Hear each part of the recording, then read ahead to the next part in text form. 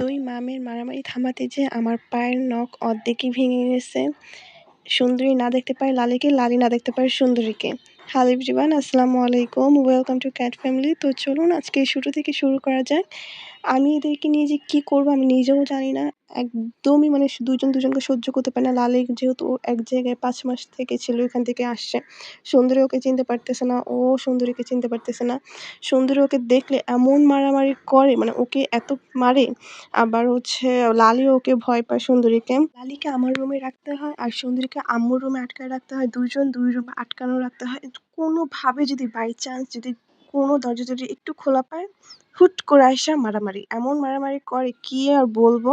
এই যে আমার বিছানার উপর তাকে খাবার দিতেছিলাম, এখানে ছিল বিফ, আমি হচ্ছে ক্যানের খাবার দিয়েছিলাম বিফ আর হচ্ছে চিকেন, দুইটা মিক্স করে একটু পানির সাথে মিক্স করে দিয়েছি, যেহেতু ও এক্সট্রা কোনো পানি সহজেই খায় না লালী। আর দেখবেন যে ও অনেকটা শুকনা, ও কিন্তু খাবার বাঁধে।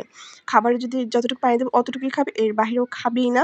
আর কি যে বলবো এদেরকে নিয়ে, যে মানে ৩টা মাস তো প্রায় হয়ে আসতেছে, কেন যে এরা একসাথে এখনো থাকতে পারতেছে না, কেন যে মানে ওদেরকে যতবারই আটকাতে যায় আমার হাত পা তো বলার কথাই নাই, যে কামড় মানে খামচির দাগ, প্লাস হচ্ছে আজকে তো অর্ধেক নখ ভেঙেই গেছে। এত পরিমাণে ব্যথা পাইছি যে আমি উঠে দাঁড়াতে পারতেছিলাম না।